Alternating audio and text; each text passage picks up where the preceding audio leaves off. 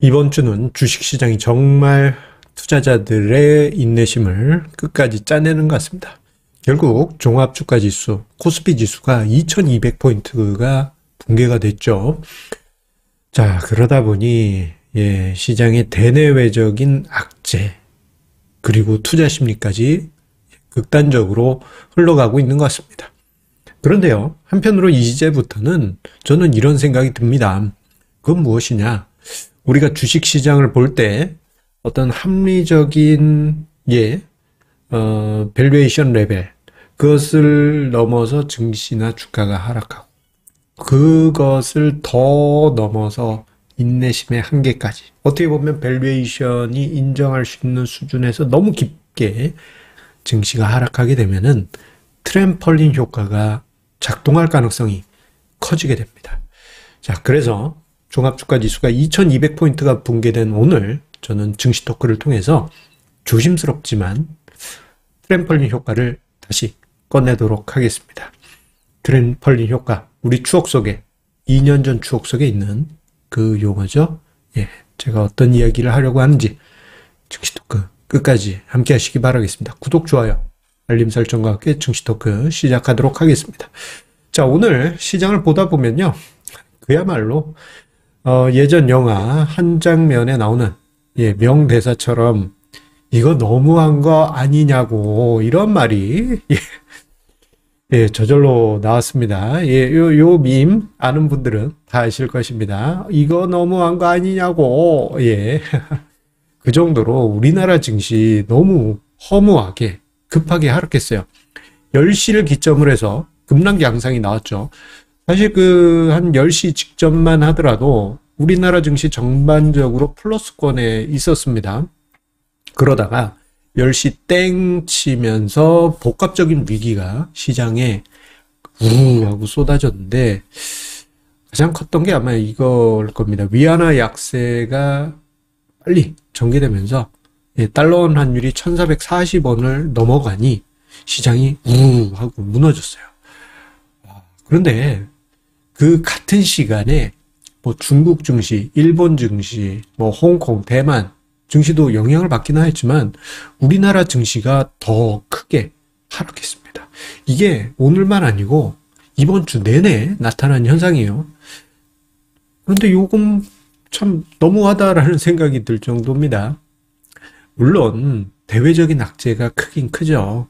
일각에서는 영국이 외환위기 가능성이 있지 않겠느냐, 파운드와 위기 가능성, 그리고 애플의 증산 계획이 철회되었다라는 소식, 이거 이제 아침에 있었죠. 그리고 노드스트림 폭발, 이거 냄새가 납니다. 요거 어떤 자식들이 폭파시켰을까요? 독일로 향하는 노드스트림 폭발. 이건 알 것 같은데, 성이 하는 사람이 수상합니다. 그건 모르죠. 누군지 모릅니다.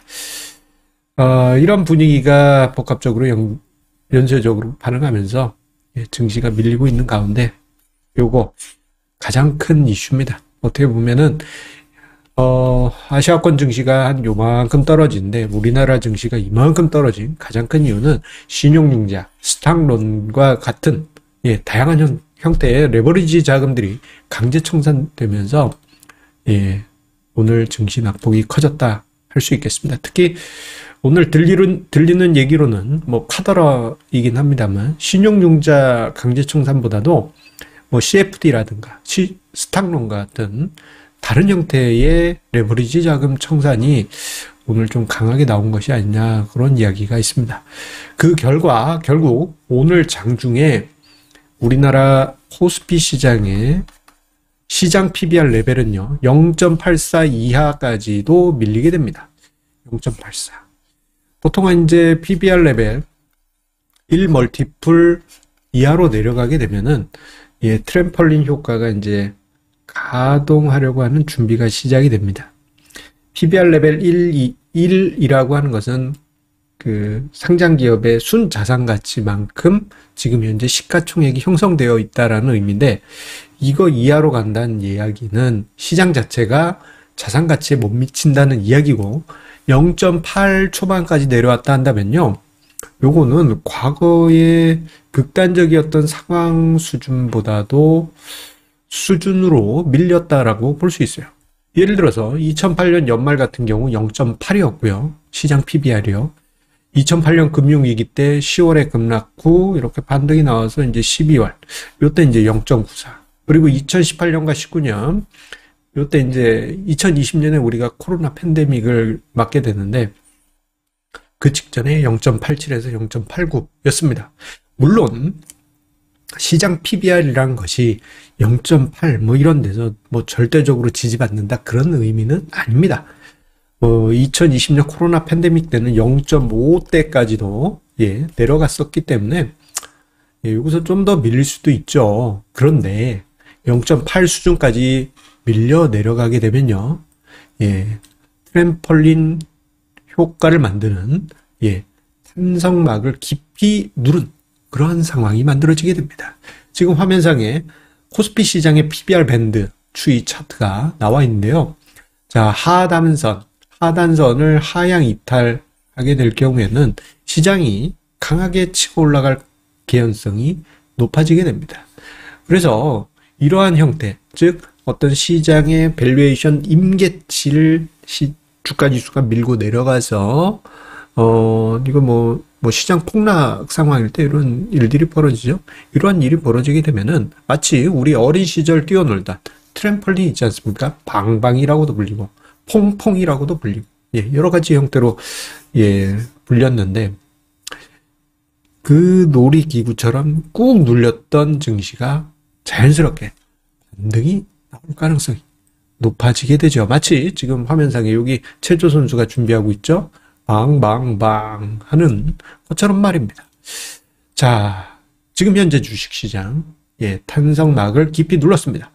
다만 우리가 생각하는 트램펄린 효과는 저희 증시 토크 오래 봐보신 분은 기억하시겠지만 2020년 요때 이제 제가 정말 많이 이야기 드렸고 그때 당시 트램펄린 효과가 정말 드라마틱했죠. 그런데 그때 당시는요, 시장 밸류에이션을 꾹 누른 증시로 인한 자율 반등도 있지만요, 여기에 전 세계적인 중앙은행들의 금융정책, 유동성 폭발, 그리고 중앙정부의 재정정책, 이것 또한 유동성 폭발 아니었습니까? 그러다 보니 시장이 이렇게 자율 반등 수준을 넘어서 로켓 엔진을 달고 쭉쭉 날아갔죠. 예전 2020년 저희 증시 토크 기억하신 분들은 이때 당시 기억 많이 나실 겁니다. 이렇게 트램펄린 뻥 하는 요 그림 기억나실 거예요.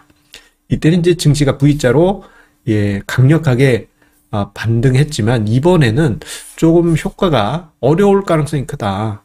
트램펄린 효과는 나타날 수 있는데 2020년처럼 막 우와 이거까지는 아니라고 생각됩니다. 그 이유는 이제 현재 전체적으로 긴축 분위기에 유동성이 좀 축소되는 이런 분위기가 있기 때문이죠. 그러면 뭐 별로 효과도 없는 거 아니냐라고 생각하실 수 있겠지만 이 정도로만 하더라도 큰 위안이 될 것 같습니다. 낙폭 과대에서 회복하는 정도. 이 정도만 해도 좀 위안이 될 수 있지 않습니까? 이게 어느 정도까지는 이럴지 모르지만 2020년에는 여기서 이렇게 갔고요. 요거는 이제 기대하기 어렵고 오늘 낙폭이 깊은 거 원래대로 돌아온다든가 아니면 더 이상 하락하지 않고 어느 정도 반등한다든가 이럴 가능성이 커집니다. 요 정도. 기대치는 낮추지만 트램펄린 효과가 있겠구나. 우리가 생각해 볼 수 있는 것이죠. 그런데 다만 코스닥 시장은 조금 기대가 낮습니다. 트램펄린 효과가 좀 강하게 나오려면 하단선을 건드려 주어야 할 필요가 있는데 올해 많이 빠지긴 빠졌죠. 코스닥 시장이 거의 30% 가까이 빠진 것으로 기억이 나는데 아직 중간 영역까지도 내려오지 못했습니다. 그렇기 때문에 트램펄린 효과가 만들어지게 된다면 코스피 시장에서 조금 더 크게 나타날 가능성이 크겠다. 그렇게 예상을 해볼 수 있겠고 코스닥 시장은 상대적으로 좀 덜하겠구나. 이렇게 이제 시나리오를 그려볼 수가 있겠습니다. 그렇다면 트램펄린 효과, 와주면 그래도 뭐 지금의 부담을 좀 줄여줄 수 있을 텐데, 언제 이게 나타날까? 이 부분에 관해서는요, 저는 그 중요한 트리거가 신용융자 잔고. 이게 신용융자 잔고라고 이야기 드리는 것은 B2 자금 전체를 의미한다고 생각하시면 됩니다. 이 B2 자금이 예탁금 대비해서 신용융자 규모가 30% 수준까지 줄어들었을 때 안심이 된다 할 수 있겠습니다. 지금 현재 9월 26일 기준이고요. 어제 기준 신용융자 잔고가 지금 업데이트가 되지 않아가지고 지금 녹화하는 상황에서도 계속 조회를 하고 있습니다만, 월요일 기준으로만 나와 있습니다. 월요일 기준이면 목요일 매매분일 거예요. 18조 7천억 원인데요. 요게 그 고객 예탁금 대비해서 30%대 중후반 수준 정도 됩니다. 아직 부담스러운 수준이죠. 고객 예탁금이 52조 정도 된다라는 점을 감안해 본다면 30%까지 신용융자가 낮아진다? 그러면 이게 아무리 못해도 16조 원까지 감소해야 돼요. 16조 원? 그저께 기준 18조 7천억인 것을 감안하면은 좀 많이 줄어들어야만 합니다. 자, 이렇게 이제 신용융자가 감소해서 이게 이제 신용융자 통계는 이제 D+1에 조금 늦게 발표가 되다 보니, 우리가 이제 어느 날 갑자기 증시가 빠질 때, 아니면 오늘 팍팍팍 빠질 때, 그 과정에서 신용융자가 정리가 될 수 있어요. 그러면서 비율이 뚝 떨어질 수 있겠죠. 오늘 같은 경우에는 아직 아닌 것 같습니다. 아직 좀 부담이 남아 있어요. 그런데 어느 날 신용융자가 털리는 것 같은데 라고 했다가 오후 들어서 뭔가 좀 상대적으로 견조, 이런 흐름이 나타난다 한다면 예탁금 대비 신용융자 비율이 조금 이제 안정권으로 들어갈 가능성이 크겠고, 그쯤 되면은 트램펄린 효과가 가시적으로 나타날 가능성이 커지겠습니다. 지금 점점 그 위치로 다가가고 있지 않을까 싶은데, 정확하게는 10월 초 통계에서 확인이 될 것 같습니다만, 신용융자 및 비투자금, 이게 이번 주 내내 발목을 많이 잡고 있잖아요. 빨리 좀 시장의 부담이 좀 줄어들길 바라겠습니다만, 조금 시간이 걸린다라는 것이 좀 투자자들이 힘들게 하죠. 하지만 이 과정 지나고 나면은 트램펄린 효과, 아주 강력하진 않더라도 나타나 주길 기대를 해보겠습니다. 너무 과도하게 시장이 밸류 대비해서 눌렸습니다. 여러분들 힘내십시오. 좀 어렵더라도 마음 좀 달래시면서 힘내시기 바라겠습니다. 감사합니다.